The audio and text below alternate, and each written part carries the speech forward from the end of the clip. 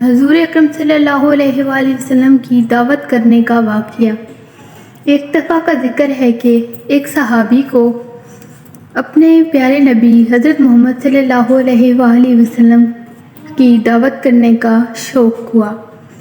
انہوں نے اپنی بیوی سے کہا کہ میں رسول خدا صلی اللہ علیہ وآلہ وسلم کو اپنے گھر دعوت دینا چاہتا ہوں، یہ ہمارے لیے بہت بڑی سعادت ہے۔ صحابی نے ایک چھری اٹھائی اور اپنی ایک بھیڑ ذبح کی۔ بیوی کھانا بنانے میں مشغول ہو گئی اور صحابی حضرت محمد صلی اللہ علیہ وآلہ وسلم کو لینے کے لیے مسجد نبوی کی طرف روانہ ہوئے۔ صحابی کے دو چھوٹے چھوٹے بیٹے بھی تھے۔ ایک چھوٹے بیٹے نے بھیڑ ذبح کرتے ہوئے اپنے باپ کو دیکھا تھا تو اس نے اپنے چھوٹے بھائی سے کہا کہ کاش تم بھی یہاں ہوتا جب ابا نے بھیڑ ذبح کی، کیا میں تمہیں بتاؤں؟ تو چھوٹے بھائی نے جواب دیا، ہاں مجھے ضرور بتاؤ۔ بڑے بھائی نے چھری اٹھائی اور چھوٹے بھائی کی گردن پر چلا دی اور چھوٹے بھائی کی گردن کاٹ دی۔ جب ماں کے کانوں میں بچے کی آواز پڑی تو وہ باہر آئی اور دیکھ کے حیران ہوئی اور اپنے بیٹے کو ڈانٹنے لگی کہ یہ تو نے کیا کر دیا؟ بڑا بیٹا اپنی ماں کی ڈانٹ سے بچنے کے لیے چھت پر چلا گیا۔ وہ بھی چھت سے گرا اور مر گیا۔ جب ماں نے دونوں بچوں کی لاشیں دیکھیں تو سر پیٹ کے رہ گئی، لیکن پھر بھی اس نے حضور اکرم صلی اللہ علیہ وآلہ وسلم کی شان میں گستاخی کرنے کا نہ سوچا، اور اتنے بڑے صدمے کے باوجود اس نے اپنے بچوں کی لاشیں اٹھائیں اور دوسرے کمرے میں رکھ دیں اور حضور اکرم صلی اللہ علیہ وآلہ وسلم کے کھانا پکانے میں کوئی گستاخی نہ کی اور نہ ہی کھانا پکانے سے انکار کیا۔ جب اس کا شوہر حضور اکرم صلی اللہ علیہ وآلہ وسلم کو گھر لے کر آیا تو آپ صلی اللہ علیہ وآلہ وسلم ایک کمرے میں بیٹھ گئے۔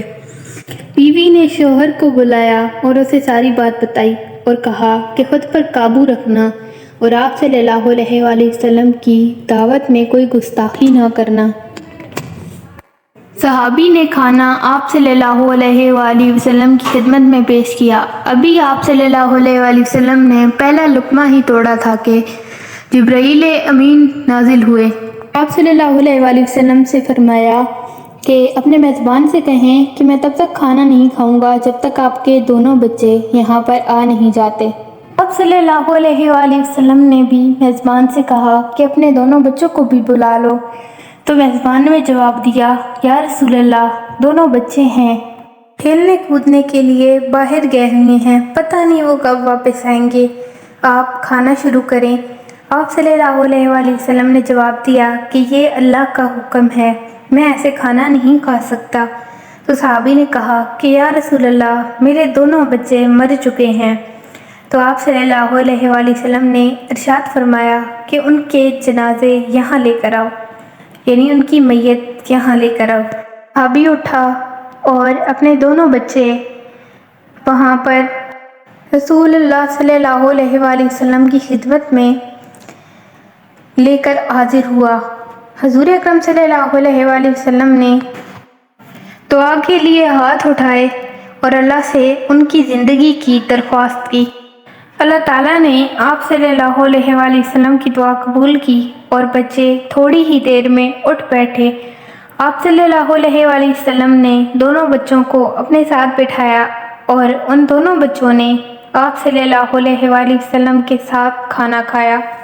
بعض علماء نے آپ صلی اللہ علیہ وآلہ وسلم کے معجزات کے بارے میں کہا ہے کہ آپ کے معجزات 4000 ہیں۔ آپ کے کچھ معجزات یہ ہیں کہ جب نبی کریم صلی اللہ علیہ وآلہ وسلم چلتے تھے تو ان کی آنکھیں پیچھے بھی ویسے ہی دیکھ سکتی تھیں جیسا کہ وہ آگے دیکھتے تھے، اور آپ صلی اللہ علیہ وآلہ وسلم کا سایہ کبھی زمین پر نہیں پڑا تھا، کیونکہ یہودی بھی پھر اسی جگہ سے گزرتے تھے اور اللہ تعالیٰ کو یہ بات منظور نہیں تھی کہ آپ کے سائے پر کسی اور کا سایہ پڑے۔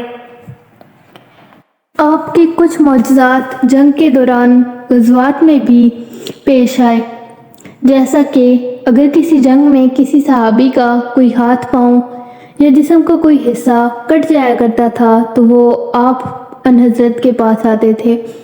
آپ صلی اللہ علیہ وآلہ وسلم ان کے حصے کو واپس جسم کے ساتھ جوڑتے تھے اور لعاب دہن لگاتے تو ان کا کٹا ہوا حصہ واپس جسم کے ساتھ جڑ جاتا تھا اور یہاں تک کہ زخم کا نام و نشان تک بھی باقی نہ رہتا تھا۔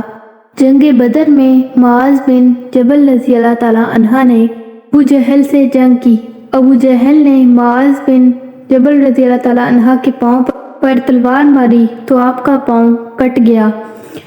صحابہ کرام آپ کو زخمی حالت میں آپ صلی اللہ علیہ وآلہ وسلم کی خدمت میں لے کر حاضر ہوئے۔ آپ اس وقت درد کی شدت سے کرا رہے تھے۔ آپ صلی اللہ علیہ وآلہ وسلم نے ان کے جسم کا کٹا ہوا حصہ واپس جسم کے ساتھ لگایا اور لعاب دہن لگایا تو ان کا حصہ واپس جڑ گیا اور یہاں تک کہ زخم کا نام و نشان بھی باقی نہ رہا۔